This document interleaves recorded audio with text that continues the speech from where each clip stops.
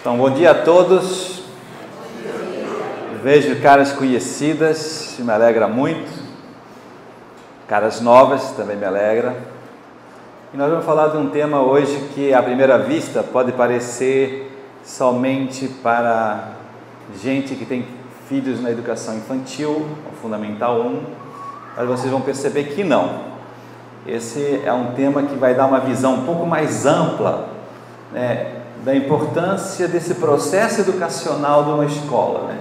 Como a base de uma boa educação infantil gerará um bom aluno Fundamental 1, e como esse aluno Fundamental 1 bem alfabetizado e bem fundamentado nos conceitos, vai favorecer depois um Fundamental 2 e médio sólido e duradouro. Então, todos estão atingidos nesse tema, todos vão perceber que de alguma maneira, vai ter utilidade. E quando a gente vê a importância dos primeiros anos da vida escolar, nós tendemos a pensar que, então, como é que o meu filho vai aproveitar?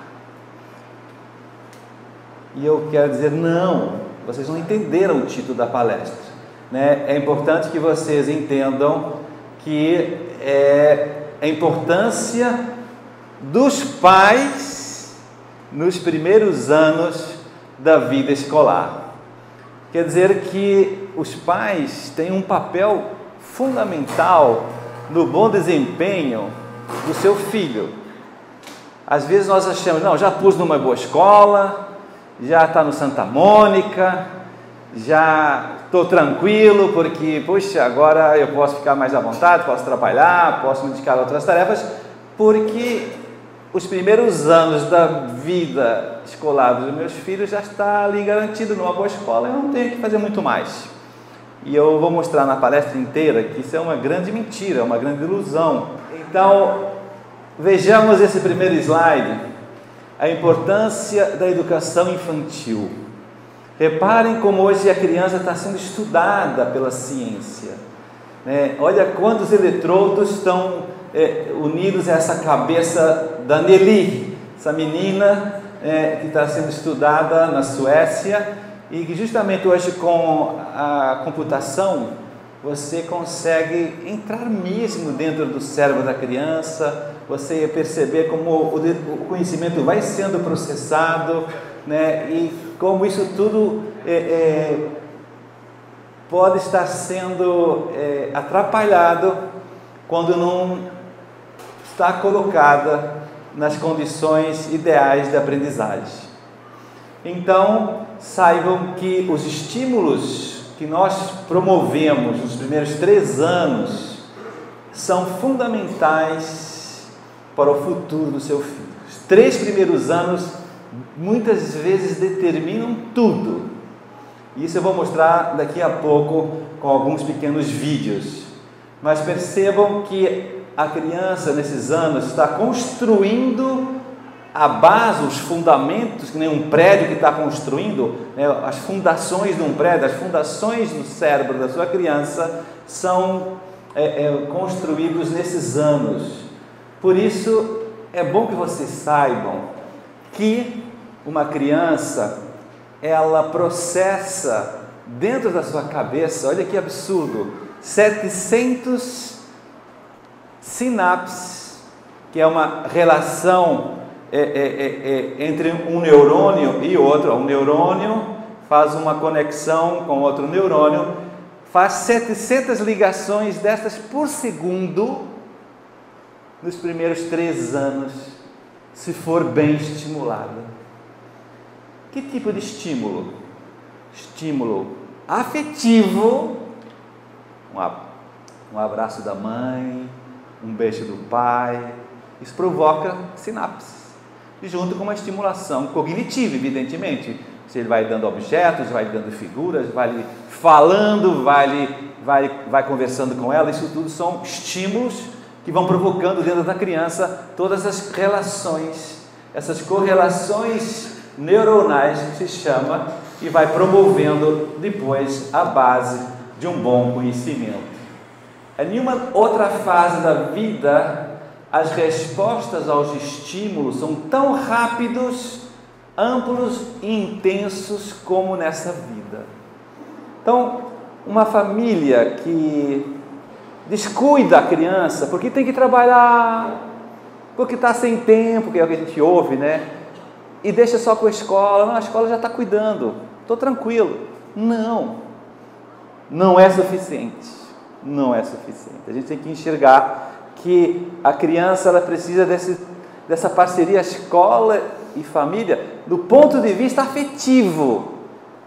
Também dentro da escola tem que haver muito carinho, ele tem que gostar muito do professor, ele tem que ter amigos. E aqui aparece que eu tenho dado agora para os alunos é sobre o valor da amizade. A amizade gera disposição de aprender. Olha que interessante. Quando você tem um filho só, fica muito isolado em casa o dia todo, não se relaciona com ninguém, isso está afetando a aprendizagem dele. Se ele fica muito no computador, muito no Facebook, que já vou mostrar daqui a pouco, isso tudo vai afetar o conhecimento da criança. Hoje os pais pensam, não, meu filho está no computador, está aprendendo muito. Não, está atrapalhando, gente. Então, é importantíssimo saberem que quando a criança está nos primeiros anos de vida, aqui a gente pode ampliar até aos 7 anos de idade.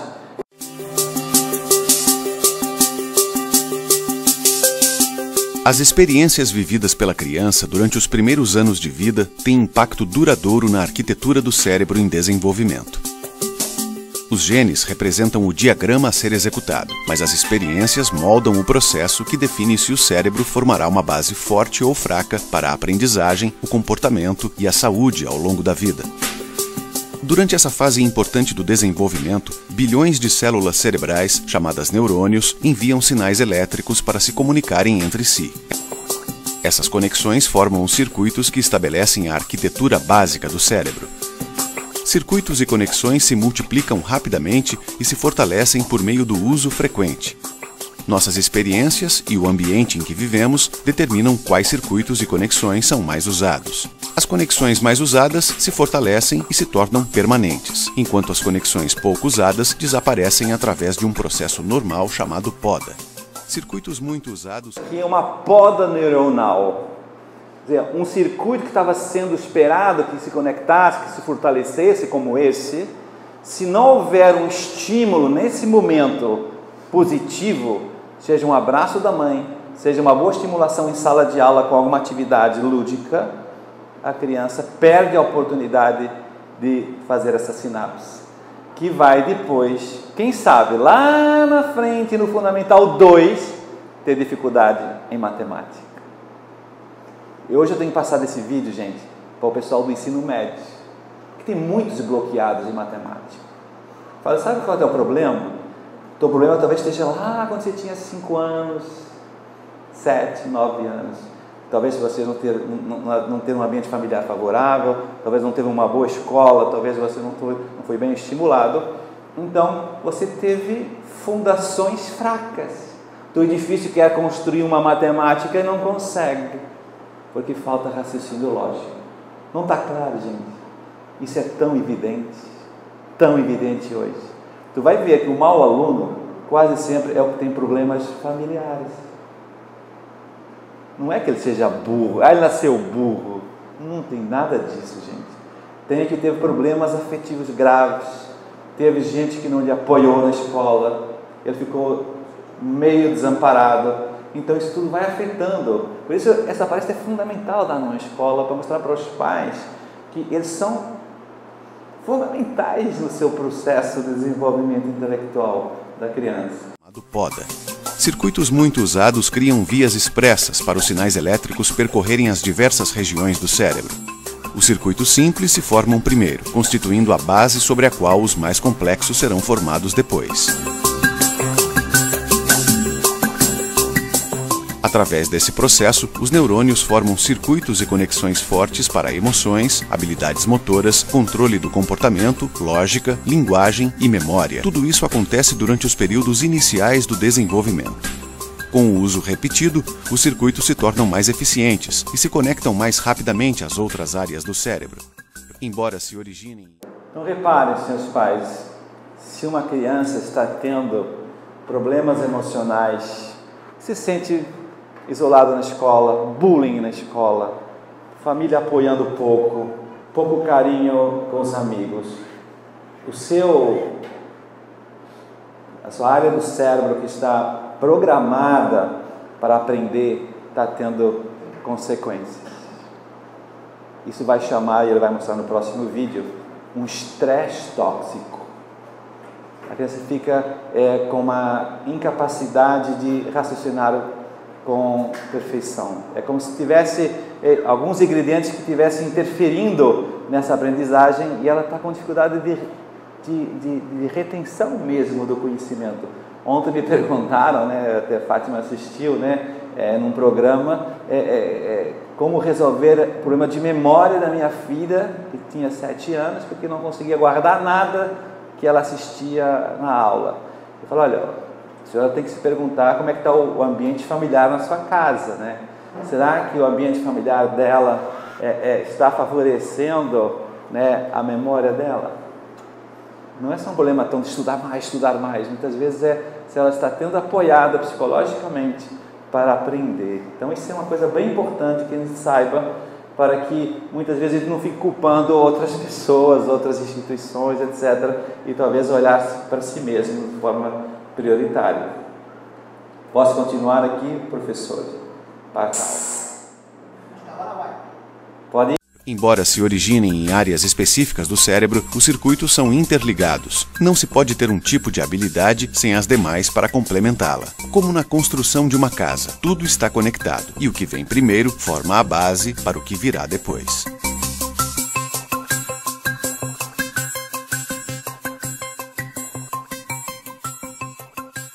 Esse vídeo é de Harvard, que é a faculdade mais importante, né, em estudo neurológico das crianças lá nos Estados Unidos.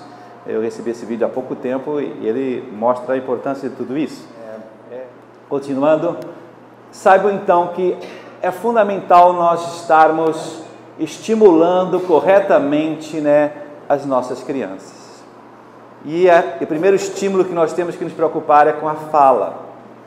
Já ouviram falar que a mãe tem que falar com o filho desde que está na barriga da mãe, né? Porque ele escuta assim, já está estimulando, né, a área do cérebro que é responsável pela fala. Vocês sabiam que 90% das palavras presentes no vocabulário de uma criança vem dos pais? Isso é um dado muito interessante. Então vocês têm que falar muito, mesmo que depois que nasceu, mesmo que está com 1 ano, 2, já está falando já 3, continua falando muito e bem. No primeiro ano, obviamente, é mais fundamental, mas depois também, né, porque o vocabulário que as crianças vão falar lá quando tiverem 10 anos tem a ver com o vocabulário que eles aprenderam nos primeiros anos escolares. Então, se vocês falam mal, para nós vai lá, isso para a criança tem um curto-circuito, assim, né? Sabe essas frases que a gente fala na gíria e tal? Ter muito cuidado quando você está falando com a sua criança nos começos, porque aquilo está estimulando de forma errada, aquilo vai fazer uma sinapse torta, né? A conexão vai estar no caminho errado, né? Depois vocês devem também estimular, nos primeiros 3 anos de idade, que o seu filho veja muita figura, associando a figura com a fala. Isso é o que a escola aqui faz, qualquer educador deve fazer, né? Deve procurar que a criança vá preocupando-se primeiro com a sua imaginação. Só depois ela vai construir com a alfabetização a fala, né? Mas a figura é a base, né, de uma boa alfabetização, saibam disso. Então, há umas técnicas de estimulação, até chamados bits de inteligência, que você vai estimulando a criança, olhando muitas figuras, mas depois você já sabe que ela vai ficar agradecida com tudo isso. Aí depois vem a escrita. A escrita já é uma fase, vamos dizer assim, já do fim desse processo, né, de conhecimento. Então, vamos ver agora um vídeo que explica também mais ou menos isso.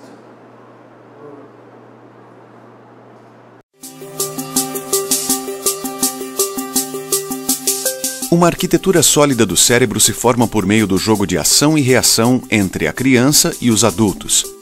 Nesse jogo de desenvolvimento, os neurônios formam novas conexões no cérebro na medida em que a criança instintivamente faz carinhas, sons e gestos, e o adulto reage de maneira bem significativa e focada. Isso começa bem cedo na vida, quando um bebê tenta se expressar e o adulto interage, chamando a atenção do bebê para o seu rosto ou sua mão.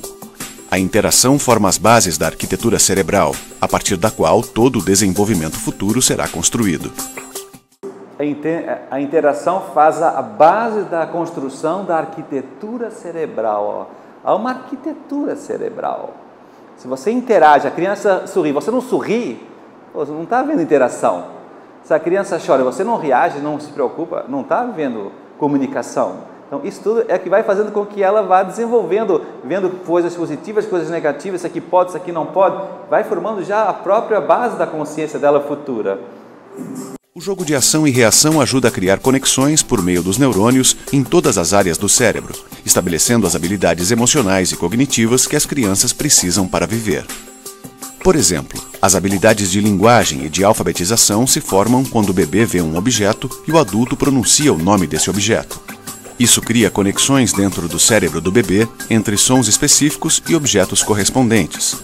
Mais tarde, os adultos mostram às crianças que tais objetos e sons também podem ser representados por marcas em uma página.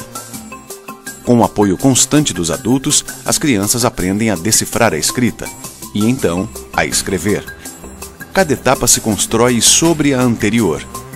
Assegurar que as crianças tenham cuidadores envolvidos no jogo de ação e reação desde os primeiros meses é promover a construção de uma base sólida no cérebro para toda a aprendizagem, o comportamento e a saúde pelo resto da vida.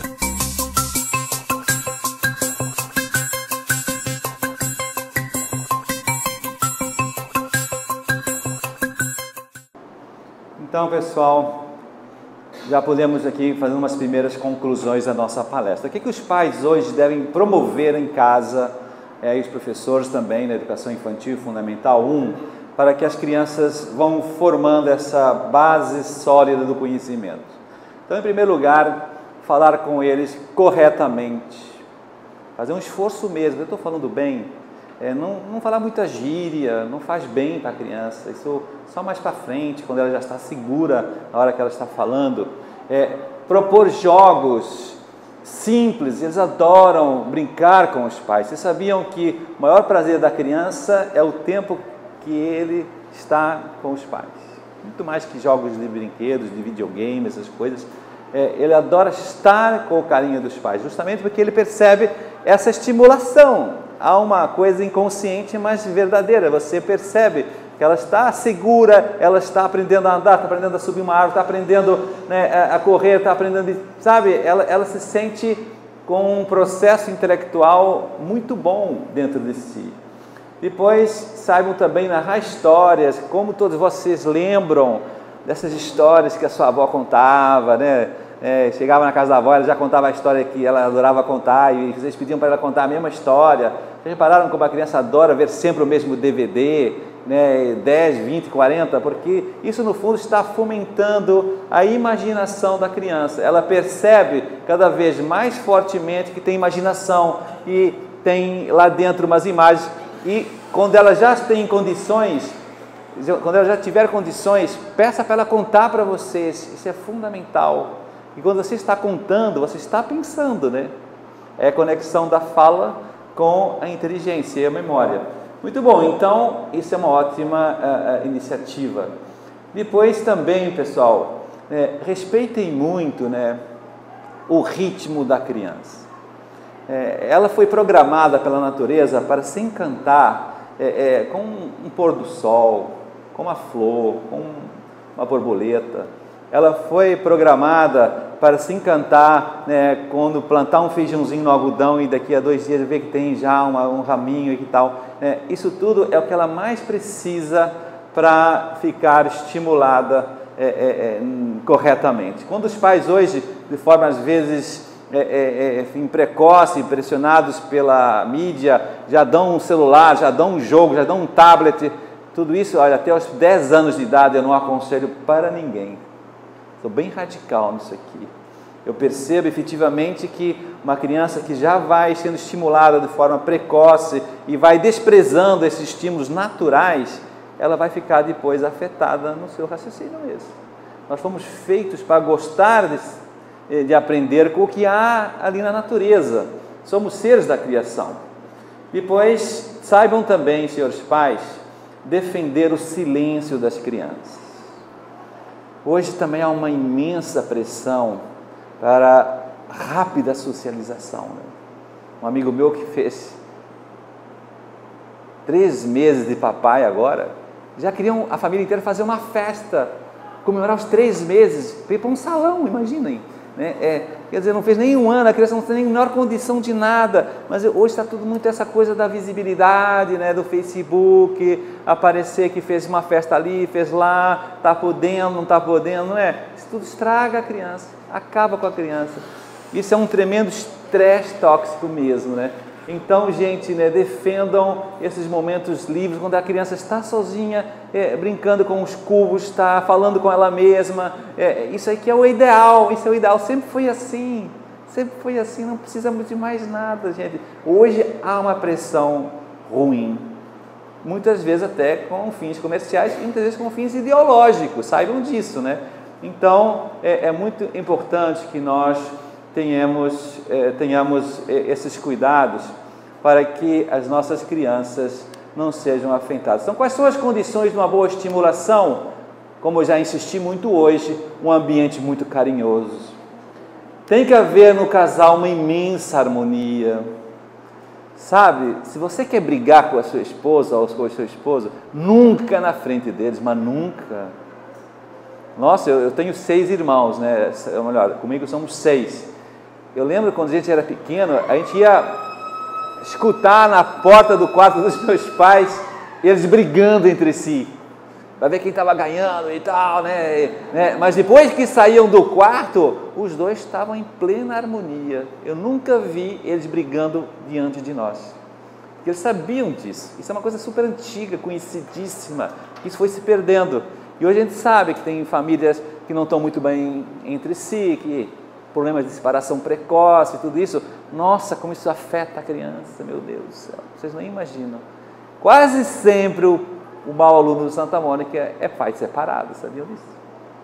Isso perguntem para a diretora ou para os coordenadores, porque é essa condição de harmonia e de carinho que faz com que a criança esteja bem. Depois, todo o problema de rotina de sono, elas têm que dormir na hora certa, acordar na hora certa, ter os seus momentos próprios para dormir depois do almoço. A alimentação adequada, obviamente, também vai afetar muito todo esse desenvolvimento. Higiene prazerosa, ele tem que adorar tomar o seu banho, ele tem que adorar vestir o seu pijama, ele tem que gostar de um quarto limpo, ele tem que gostar de um quarto ordenado. Isso tudo são estimulações psicológicas que vão afetar a harmonia. Eu sempre digo, a sala tem que estar muito iluminada, tem que haver paz, tem que haver um clima de ar-condicionado, se possível. Tudo isso vai favorecendo exigências equilibradas, né? Uma mãe que libera tudo, muito permissiva, não está estimulando corretamente. Parece uma boa mãe, mas está afetando de forma negativa o equilíbrio psicológico da criança. E, enfim, tudo o resto. Poucas tecnologias, já insisti muito, né? Evitem ao máximo a criança ficar muito na televisão, não lhe deem celulares, não lhe deem tablets para eles ficarem quietos, com chamadas babás eletrônicas. Isso tudo vai resolver na hora ali o problema, mas vocês não estão percebendo o que está afetando para depois, né? E tem que ver sempre depois, o que vai acontecer depois, né? Então, isso tudo se chama estresse tóxico.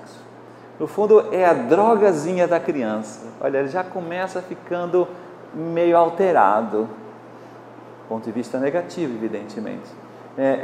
Tem outro vídeo que explica muito bem isso. Vamos lá ver como é que isso se processa na criança.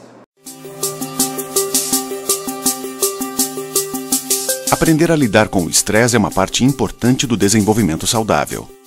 Quando vivenciamos a experiência do estresse, o sistema de resposta ao estresse é ativado, o corpo e o cérebro ficam em alerta. A adrenalina toma conta e os batimentos cardíacos aumentam, bem como os níveis de hormônios de estresse. Quando o estresse é aliviado em pouco tempo, ou a criança recebe apoio de um adulto acolhedor, a resposta ao estresse desacelera e o corpo rapidamente volta ao normal. Em situações severas, como abuso e negligência contínuos, ou quando não há um adulto acolhedor para amortecer os impactos do estresse, a resposta ao estresse continua ativada. Mesmo quando não há dano físico aparente, a falta prolongada de atendimento por parte dos adultos pode ativar o sistema de resposta ao estresse. A ativação constante de resposta ao estresse sobrecarrega os sistemas em desenvolvimento, como consequências sérias e duradouras para a criança. O estresse sobrecarrega o desenvolvimento cerebral da criança e então ela vai canalizar só para aquilo que ela está precisando agora mais, que é toda a parte emocional e não vai carregar a parte da aprendizagem. Consequências sérias e duradouras para a criança. Isso é conhecido como estresse tóxico. Ao longo do tempo, ele resulta num sistema de resposta ao estresse permanentemente em alerta. Nas áreas do cérebro dedicadas à aprendizagem e ao raciocínio, as neuroconexões que formam a arquitetura do cérebro são mais fracas e em menor quantidade.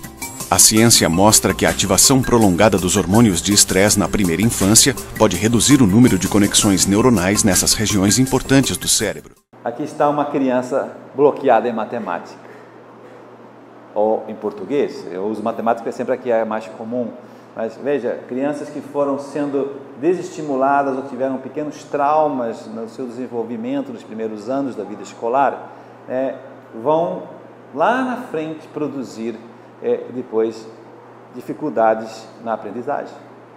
E a gente repara isso muito, principalmente no Fundamental 1, quando já está tendo mais conteúdos, mais matérias, mais exigência escolar, mais lição de casa, tu começa a perceber que está acontecendo alguma coisa, que aconteceu alguma coisa no passado que está afetando ela agora. Antes do cérebro, num período em que as crianças deveriam estar desenvolvendo conexões novas. O estresse tóxico pode ser evitado se assegurarmos que os ambientes nos quais as crianças crescem e se desenvolvem são acolhedores, estáveis e estimulantes.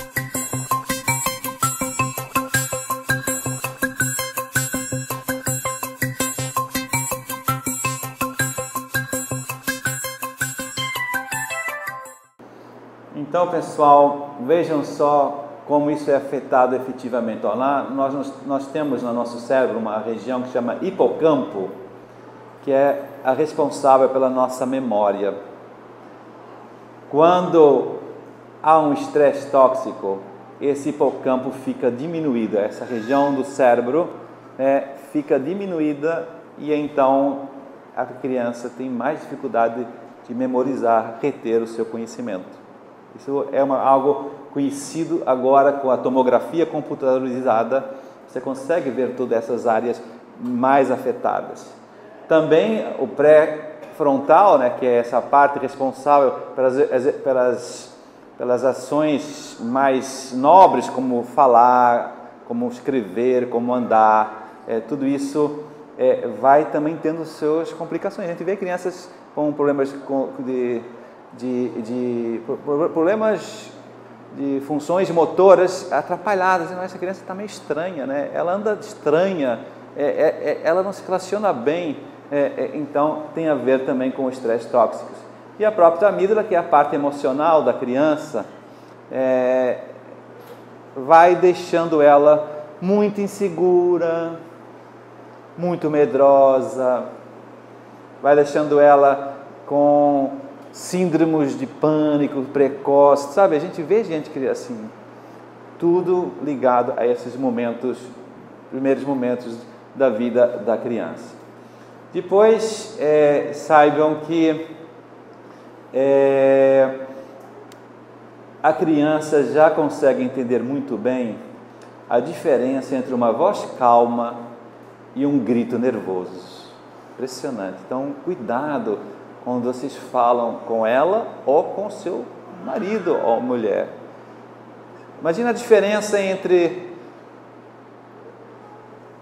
esse pedido e um outro. Se você chega em casa e a sua mulher fala: "E aí, trouxe pão hoje?" A criança percebe. Ou então, você chega em casa e a sua mulher fala: oi, benzinho, como vai? Que saudades. Hoje tem um jantarzinho especial para você. Eu trouxe pão hoje. É bem diferente, né?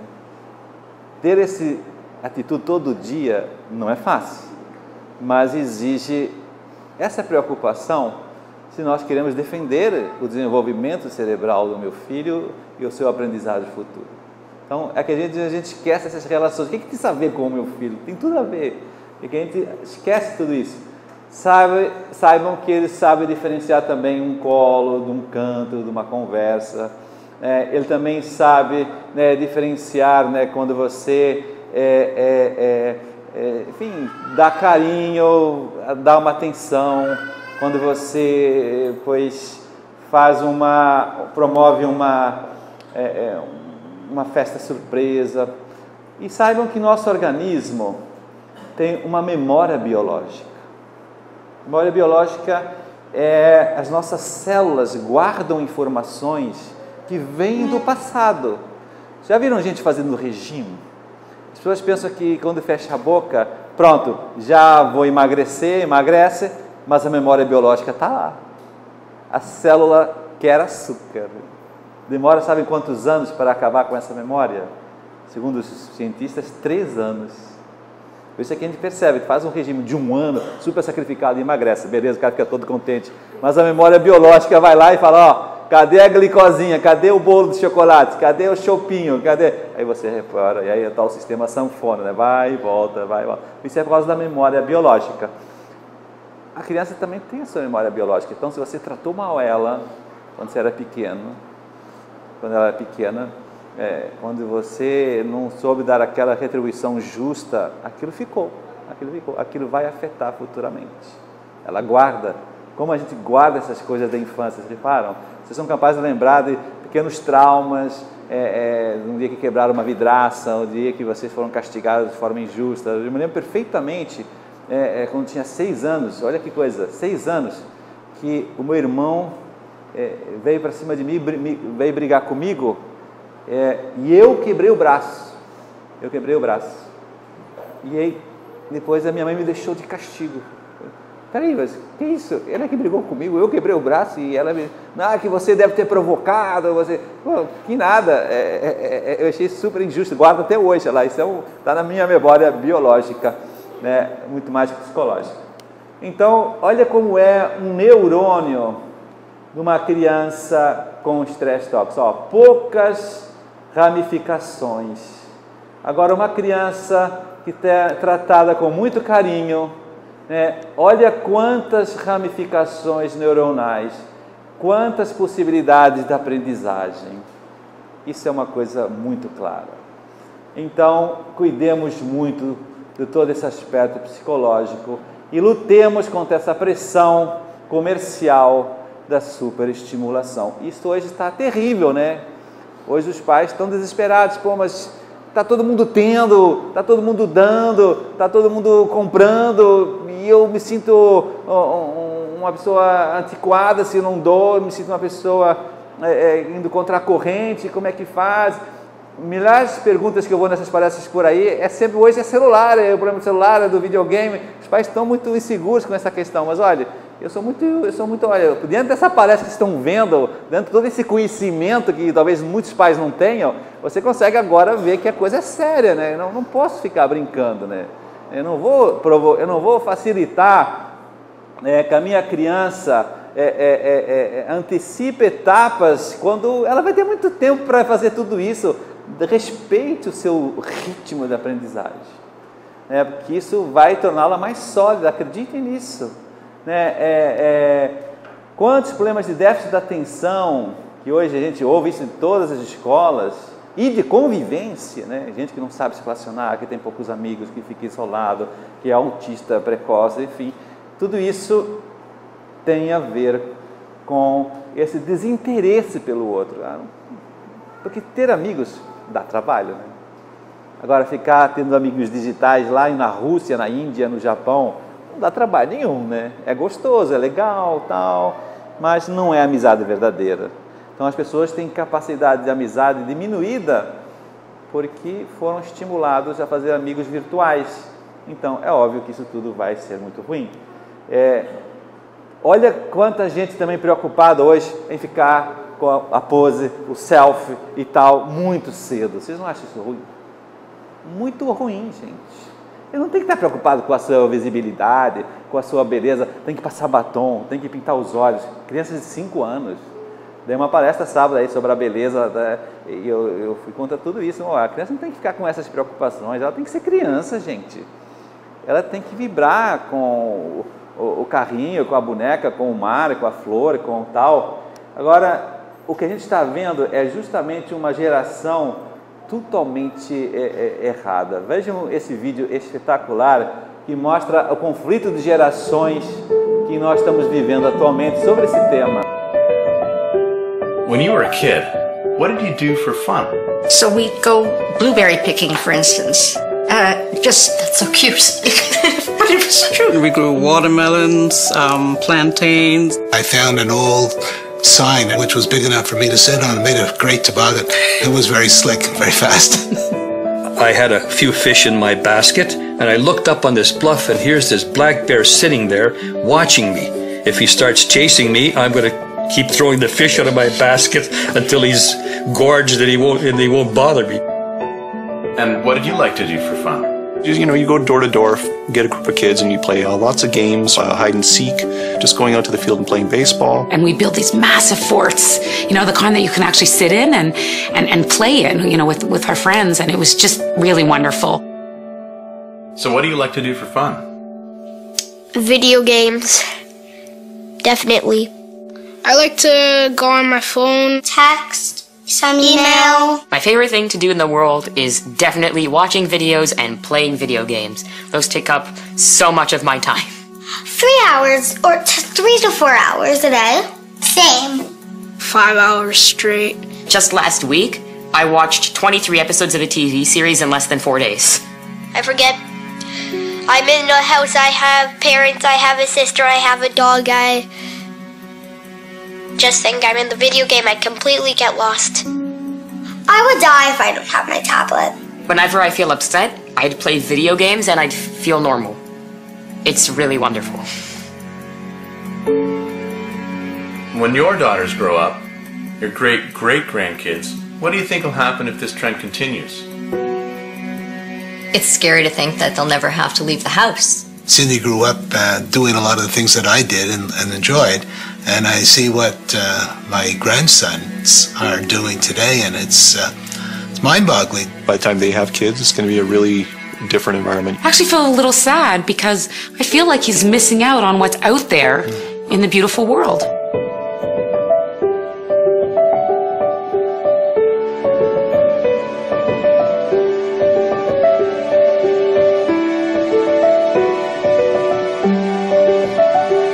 That special connection with nature, I think it's innate in all children, but needs to be nurtured.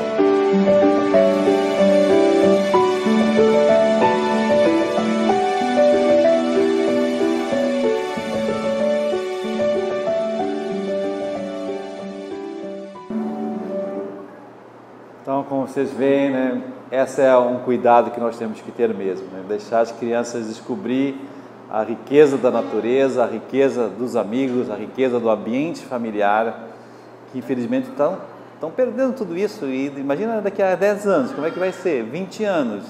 O que crianças vamos ter nas nossas mãos, né? Será que vão estar sendo humanas?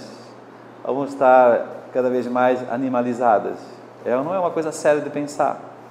Então, muito cuidado, gente, com todas as nossas cobranças com as crianças. Eles não são adultos, uma ideia que eu sempre gosto de lembrar aos pais. Vocês às vezes os tratam como se tivessem um entendimento de adulto, uma capacidade de percepção de adulto, e não, eles são crianças não entendem, ainda estão em processo de abstração. Tudo que você às vezes fala de regras gerais e critérios de gente adulta, eles não percebem nada disso. Eles percebem o mundo concreto e real do mundo deles. Então, mais que ficar dando grandes discursos, grandes broncas, pequenas cobranças concretas do mundo dele. Fazer com que eles arrumem o quarto dele, a estante dele, a mochila dele. fazer com que ele vá buscar, né, o brinquedo na sala que ele desarrumou. Isso é que é a verdadeira educação, compaginando carinho com exigência, com cobrança. São pequenas ações que elas têm capacidade de fazer, capacidade de entender e de fazer. Então, quando você descuida tudo isso, a criança se sente meio, enfim, estressada, se sente meio bloqueada e ela não te escuta mesmo. Pode ter certeza que tudo que você está falando para a sua criança de forma alterada, de forma nervosa e impaciente, isso penetra quase nada na criança, é tempo perdido. Então, aproveitem muito os primeiros anos escolares. Olha, saibam que os 3 primeiros anos, segundo essa pirâmide, essa base ampla da pirâmide, são os anos mais fáceis para eles serem estimulados do ponto de vista cognitivo e de afeto. Estímulo afetivo. Eles aprendem muito rapidamente, é chamado período sensitivo da criança. Nessas idades, elas podem aprender 5 línguas ao mesmo tempo, sabiam disso? De tanto neurônio sendo promovido lá dentro, se você estimula de forma correta, ela aprende alemão, chinês, norueguês, russo e português, tudo ao mesmo tempo. Eu dei uma palestra numa escola lá na Barra do Tijuca e tinha um pai que era coreano, né? E ele levantou a mão e falou: você sabe que eu estou fazendo isso que você está falando aí na palestra? Quando ele nasceu, eu só falava com ele em coreano e a minha esposa só em português. E isso até hoje, ele está com 3 anos, então ele vem pedir para mim em português: pai, me passa a bola. Eu finjo que não ouço, finjo que não entendi. E aí ele lembra e fala em coreano, aí eu passo a bola, né? E assim a mãe, por sua vez, só em português, e assim ele vai sendo estimulado a aprender 2 línguas totalmente complicadas, né? E ele não tem nenhuma dificuldade, é normal. Nós fomos feitos para aprender assim, temos neurônios preparados para isso.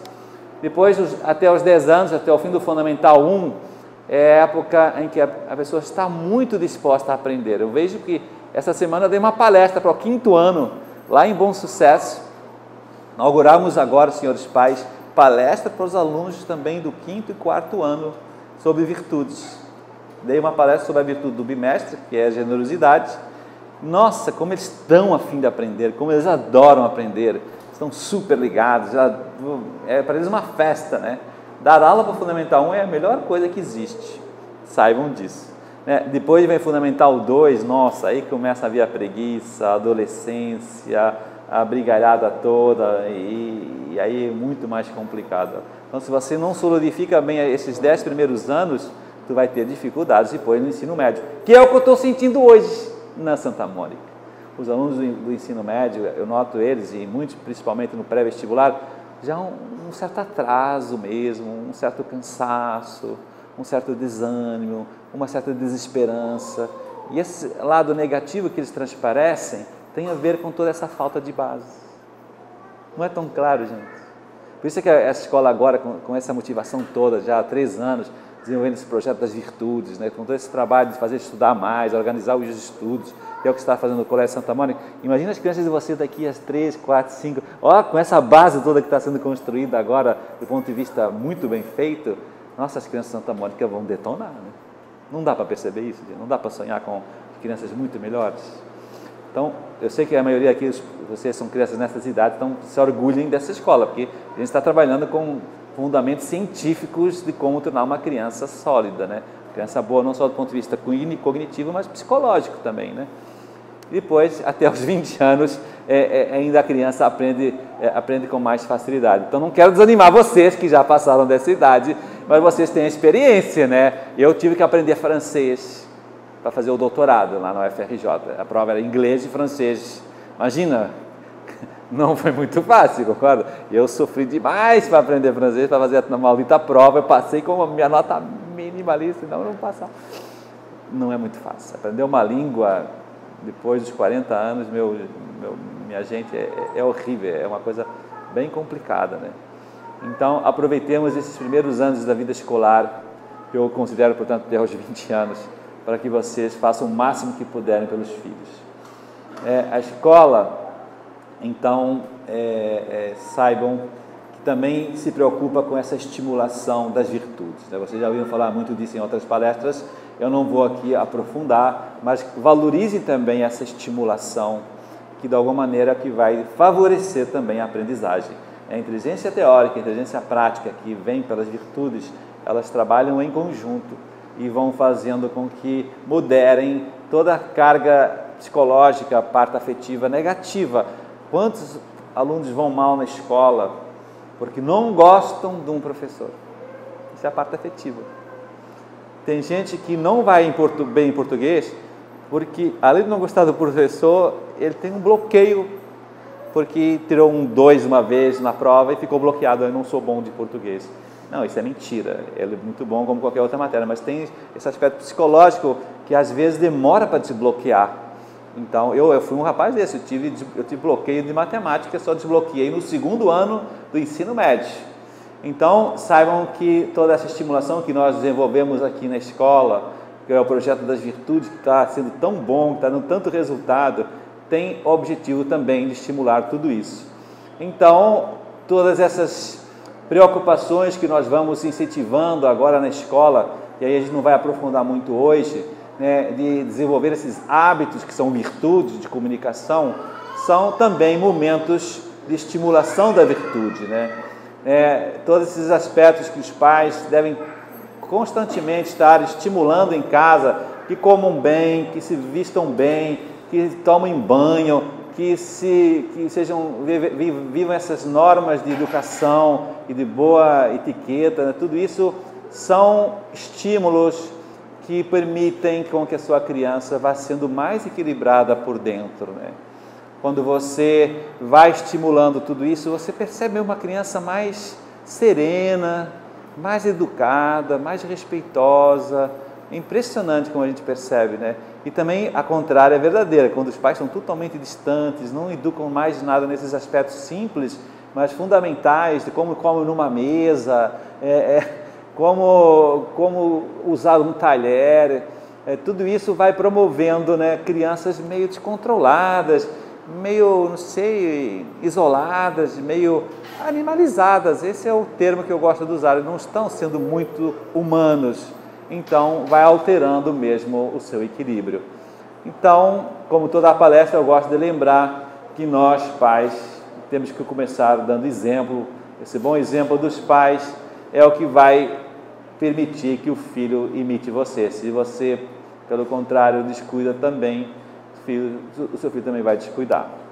E termino com esse pensamento importante do Prêmio Nobel de Literatura, de Economia, reparem, mas que ele ganhou um prêmio com a educação infantil. Ele percebia que se num país um governo investisse $1 na educação infantil, haveria uma economia de $10 depois no ensino médio. Olha que interessante isso para um país, não é? Porque não haveria problemas de evasão escolar, de gravidez precoce, criminalidade, prisões, clínicas de recuperação, tabagismo, bebida, drogas.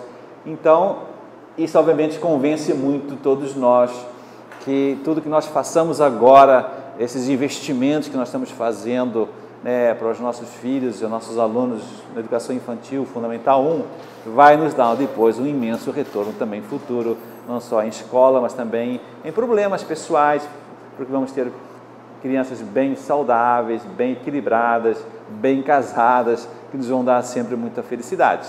Então, esses investimentos agora que podem ser um pouco duros, podem custar um pouco para nós, não só do ponto de vista financeiro, mas do ponto de vista de trabalho, de dedicação, nós temos que ter claro que isso tudo vai produzir muitos frutos depois.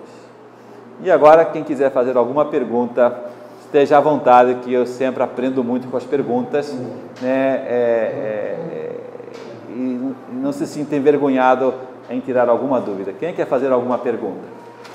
Na minha filha, as crianças aprendem mais a língua quando você fala com ela, ou mesmo quando está vendo um desenho, está vendo alguma coisa relacionada a outras línguas. Porque a minha filha gosta muito de assistir desenhos em outras línguas.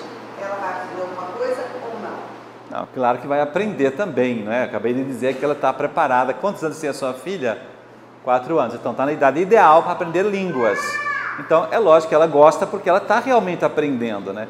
Agora, você tem que ter muito cuidado em separar as coisas. Uma coisa é estar aprendendo inglês, por exemplo, mas ela está sendo bem alfabetizada na sua própria língua, sabe? Você está com ela também falando bem português, e está lendo histórias em português calma, leitura calma, em voz, as palavras bem soletradas e tudo. Tem que ter esse trabalho também em paralelo, mas os dois, eu acho que até pode haver vídeos mais em francês também, viu? E em chinês também, viu? Porque ela pode aprender tudo isso nessas idades com muita facilidade. Agora, a gente não pode achar que, beleza, a minha filha já está aprendendo lá na televisão, então eu não preciso me preocupar mais em acompanhá-la, em ler um pouco para ela, em falar com ela. Não, isso está errado, são coisas diferentes. Mas a sua pergunta foi ótima para estimular os pais a pôr os seus filhos a pôr desenho em inglês, que eles aprendem muito facilmente, entra muito fácil pelo ouvido. E como eles percebem que isso aqui é inglês e português, que o ouvido foi feito para isso. Não precisa não, então ela gosta, é impressionante, então isso comprova o que a gente ouviu agora, né? Que mais? Quem faz outra pergunta? Professor, existe uma média para que a criança, o tempo dela ver um filmezinho, porque é gostoso, faz parte do lazer. Qual é o tempo? Eu tenho procurado ler sobre isso, o tempo ideal, ele tem 5 anos, né? E o que seria saudável para ele em relação a filme e desenhos que ele ama muito isso? Então, o que está mais que indicado é que uma criança não passe mais que 2 horas de televisão por dia. Então, em geral, os desenhos para criança são muito mais curtos, inclusive, né? Por quê? Porque ela também já vai ver um pouco de videogame, ela também já vai ver um pouco de, não sei, né? Vai brincar com algum outro jogo lá, eletrônico, ou o que for, ou mesmo está sendo estimulado, porque você está vendo lá na sala, ele está brincando, tudo está afetando ela. Então, o máximo por dia são 2 horas, que vai afetar, não vai afetar a criança, né? Mas sim. Agora, eu penso que dosando isso diariamente é uma proporção boa que você tem que estar fazendo mesmo, mas eu vejo esse critério que eu tenho. Isso te ajuda, não? Sim, com certeza. Então, esse é o critério, né? O que hoje... Uma rotina, né? E aí... Isso, eu acrescentei assim, olha, meia horinha de manhã, se você estuda à tarde, depois quando ele volta da escola, que todo mundo quer ver depois da escola para descansar, para estar junto com a família, mais uma meia horinha, enfim, tem desenhos curtos, né? Então vai dosando assim um pouquinho por dia, não ficar logo as 2 horas de uma vez, depois não vai ter mais nada, ele vai cobrar, né, depois, né, para ver mais, né? Mas o importante é que você vá dosando na rotina ideal, para que ela não seja afetada pela uma estimulação precoce. Professor, uma outra questão rapidinho. Sobre o sono, eu tenho visto livros sobre isso, o sono é muito importante para o aprendizado Muitíssimo. da criança, né? Isso. A formação. Então, à tarde, ele tem 5 anos, é uma obrigação ou não? Ele estuda de manhã. Então é uma obrigação, sim. Está super indicado 1 hora de sono à tarde, né? Até aos 7, 8 anos a criança tem que fazer esse hábito de dormir todo dia um pouco. Porque de fato, essa estimulação natural que eu chamo, cansa muito a criança.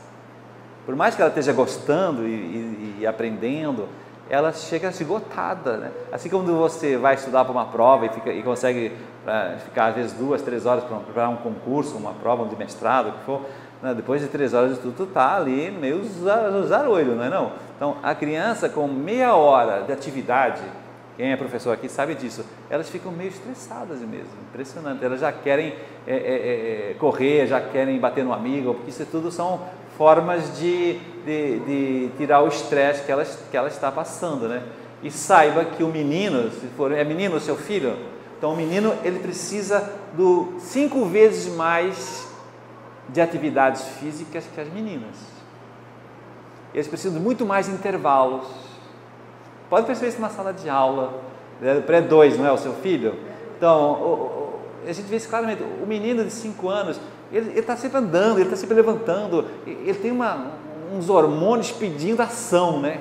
Enquanto que a menina, ela quer ficar mais calminha, ela quer ficar fofocando com a amiga, ela quer lá, né, falando mal das amigas, é isso que elas gostam, né? Então, saber trabalhar o sexo de forma diferenciada é uma grande sabedoria, na minha opinião. A minha filha sempre estudou à tarde e esse ano ela passou a estudar de manhã.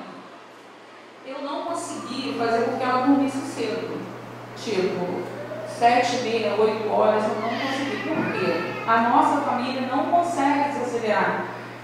A criança some, como você falou. Se a gente não dormir, ela não vai dormir.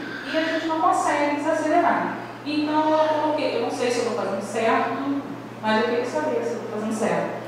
De que ela dorme 10 horas, que é a hora que a gente vai dormir, mas a parte da tarde ela dorme bastante. Tipo, ela chega no colégio, ela almoça e dorme até umas 4h30, 5 horas. Eu deixo, porque o que ela deixa de dormir à noite, ela dorme à tarde. Eu não sei se isso é o suficiente, se isso é bom para ela, no caso de dormir mais. Eu chutei e falar que não, até aqui para mim. Isso.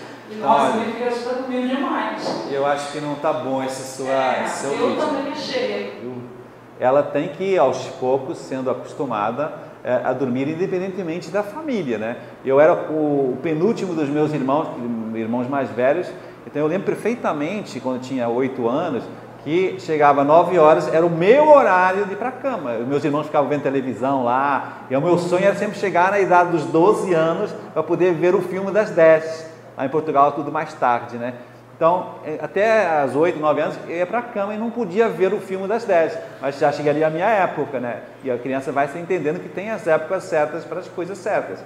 Então, saiba que... Por que é importante dormir cedo? Porque o sono bom, tem uns termos técnicos que eu não vou lhe dizer para não complicar, se processa depois de 3, 4 horas de sono. E é de meia-noite às 4 da manhã, que o nosso organismo produz o chamado, não me lembro agora o nome, é um sono perfeito, onde você realmente chega no núcleo e na base do sono. Já percebeu que às vezes você está dando uma sonequinha assim, depois do almoço, você não está no sono profundo. Então esse sono não descansa quase nada, sabia? Você precisa chegar no sono profundo, que realmente o cérebro acalma, tudo ali acalma, tudo vai, as conexões vão se estabilizando. Então, ela tem que dormir sim, até as 9 horas tem que estar dormindo, e depois do almoço é bom que ela durma só 1 hora. Porque senão você está acostumando a sua criança a ser preguiçosa. E daqui a 4 anos, quando está lá com fundamental, com muita matéria, lição de casa, que é a nossa briga aqui na escola para que estudem 2 horas por dia, todos os dias, eles não conseguem. Ah, tio, não consigo estudar 2 horas. Eles foram viciados pelo sistema familiar a ficar só dormindo e fazendo coisas prazerosas depois da escola.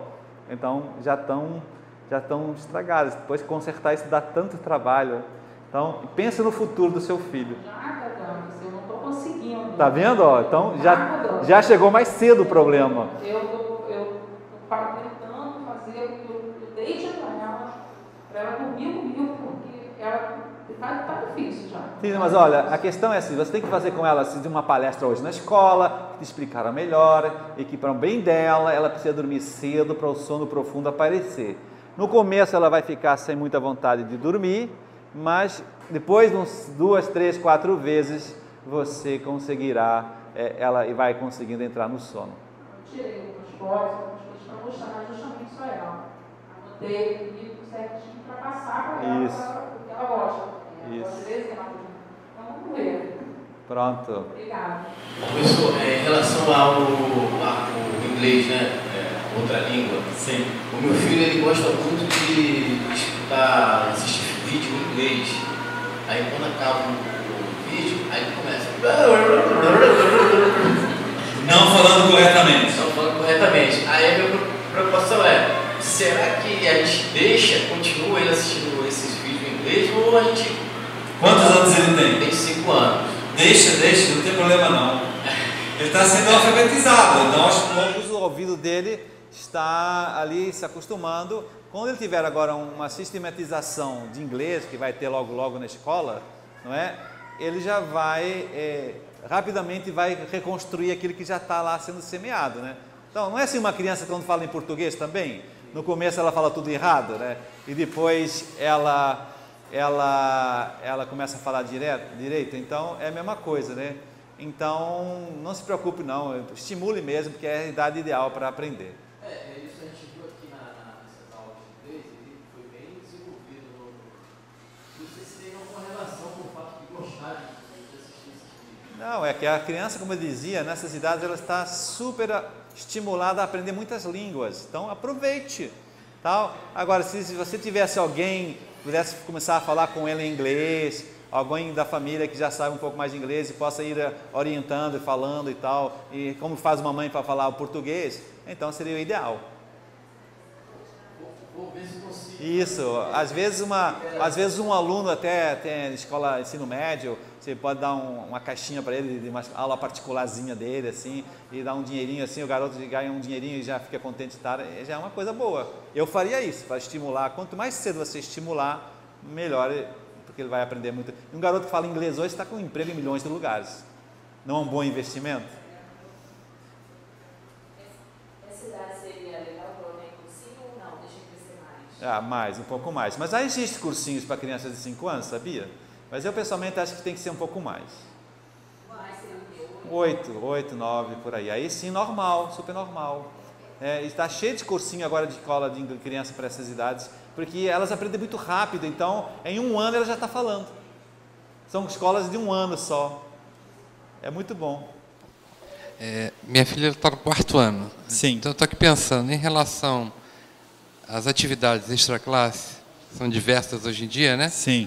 Curso de inglês, balé, xadrez. O que seria ideal, assim, um limite superior, né? Em relação a essas atividades extra-classe, dado que a criança já tem a atividade aqui normal, secular, aqui, né? O estudo, ainda tem que cumprir essas 2 horas, que é bom realmente para ela ter um bom aproveitamento nos estudos, e ela também precisa descansar um pouco na parte da tarde, né? Então, assim, o que seria assim o ideal? O que mais teria que haver? O que seria ideal em relação ao número de atividades extra-classe? Então, eu acho que, como você mesmo você tem que fazer uma rotina para ela. Então, estuda só de manhã, não é isso? Então, almoça, sono, 1 hora só no máximo. Depois, 2 horas de estudo. Então, você começa a ver que vai sobrar ali umas 3 a 4 horas para preencher na sua rotina da tarde, não é? Então, aí pode entrar sempre um esporte, né, que é fundamental para uma criança desenvolver o aspecto psicológico, o aspecto físico mesmo, né? É menina? Então, uma boa natação, que elas adoram, faz muito bem para ela. Um balé é uma coisa super aconselhada. E depois, outra coisa que eu acho assim, e até foi bom você ter levantado essa questão para eu frisar mais uma vez aqui publicamente, filmado, é que as crianças precisam ter tempo para estar com os amigos. Perdendo tempo com os amigos, que não é perda de tempo não, é com os amigos que você aprende tantas coisas, que você diverte tão bem, né? Tudo bem, é João, né? Felipe, né? Então, e o que eles têm que fazer? Isso é com eles têm que se virar, você também, como a gente viu aqui no filme, né? Pô, quando eu era garoto, eu ficava na rua com um tobogã, né? Eu ficava brincando de esconde-esconde. As crianças têm que dedicar tempo a isso, mas cuidado em que não deixar esses tempos com as crianças, entre os amigos, com ficar no Facebook, no computador, etc., que aí volta, o tiro sai pela culatra, né? Aí acaba entrando em coisa ruim e acaba perdendo tempo nessas coisas, né, e que não são produtivas, né? E depois, não esqueça, se você conseguir acostumar a sua filha a ler, tu será um pai bem-sucedido. Se você faz uma pequena premiação, se você lê esse livro até o final do mês, a gente toma um sorvete, né? Nunca dinheiro, né? Se você lê esse livro, tu vai contar na próxima aniversário da vovó, tu vai contar esse livro. Tudo que for incentivar positivamente a leitura, que ela vai falar, que ela vai contar, que ela vai escrever, faça um pequeno resumo para mim, para eu mandar para não sei, para um jornal, tal, essas coisas. Tudo que for assim é um trabalho muito bom, porque hoje eles leem muito pouco, sabe? Só o que é obrigado para a escola, né? Não é assim? Muito bem. Bom, professor, bom dia. O senhor estava falando sobre a diferença, né, que até que os professores têm que ver entre meninos e meninas, né? Isso. Que o menino ele precisa de 5 vezes mais muito mais intervalos que as meninas. Então, aí, assim, hoje, sou da área de muito gabaritado para poder falar sobre isso. Hoje a gente está vendo estão querendo acabar com isso, né? Essa diferença entre... Sim, a famosa ideologia de gênero. Isso. Então, assim, eu queria... Hoje em dia eu vejo nos livros também, eu estava vendo o livro do meu filho, entrando nesse caminho também de as famílias e tal, entrando...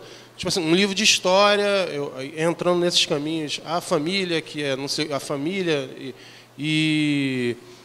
E essa vontade de tirar essa diferença dos meninos e das meninas, né? Diferença científica, científica que eu digo assim, biológica, né? Biológica e científica, realmente. Entendeu? Assim, aí como sou como representante assim do Santa Mônica, gabaritado, sou dá uma opinião a respeito disso, entendeu? Então, a sua pergunta é muito pertinente e muito atual, né? De fato, saibam que há toda uma campanha governamental patrocinado por fundações estrangeiras para destruir a família. Esse é o objetivo principal deles. Querem acabar com o modelo homem e mulher juntos terem filhos e serem felizes.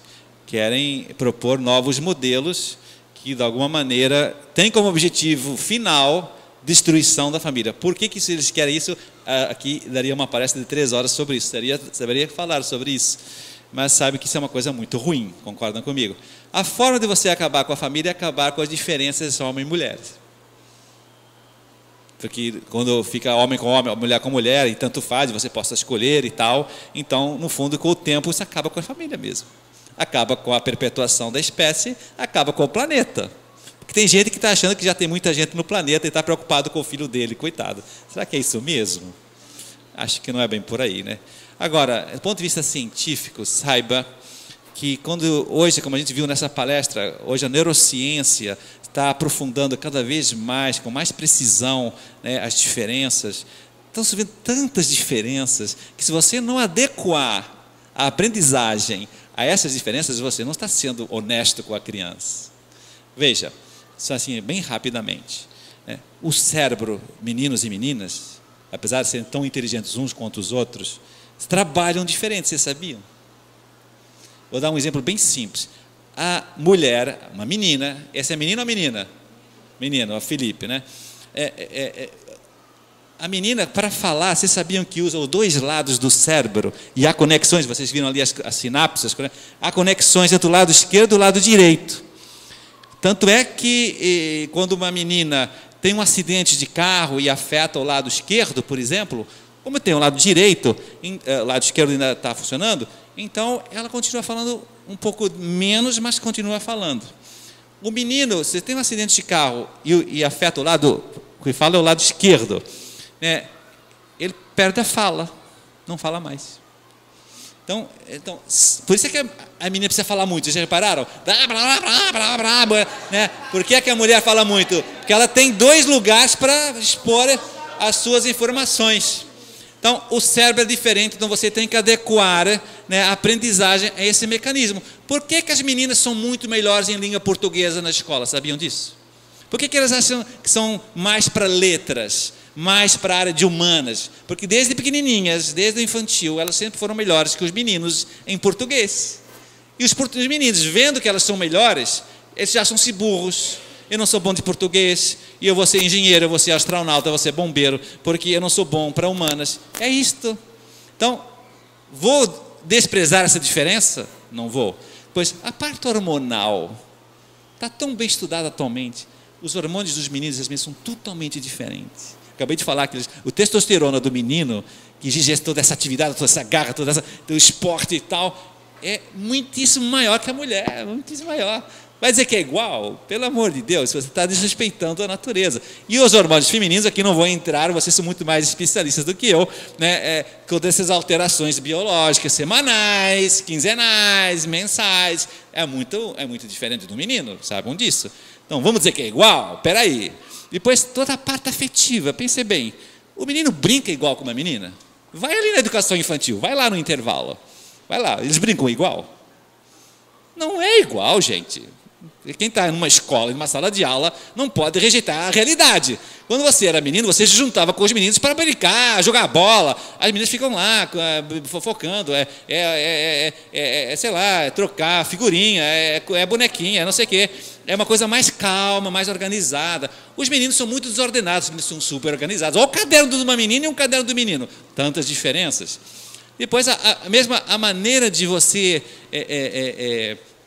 brincar e de você aprender na escola é diferente. Então, há muitas diferenças.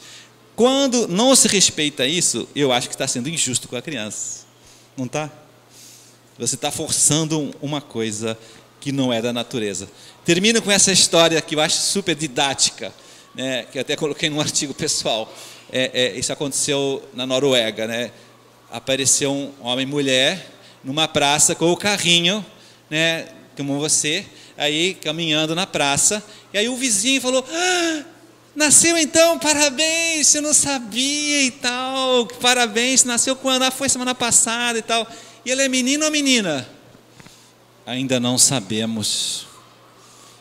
Ele é que tem que decidir um dia. É isso que vai chegar ao Brasil já, hein? Essa onda já vai chegar ao Brasil. O Brasil está sempre atrasado. Mas imaginem querer que as diferenças sejam diferencinhas são meramente anatômicas. Não dá, gente. Isso é destruir a família, não é? Destruir o ser humano.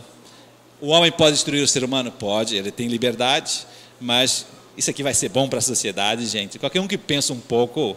Agora, a gente que não pensa, mas tem uma ideologia por trás, eles acabam com a racionalidade, né? Aí vendem qualquer produto, né? Até a próxima, se Deus quiser.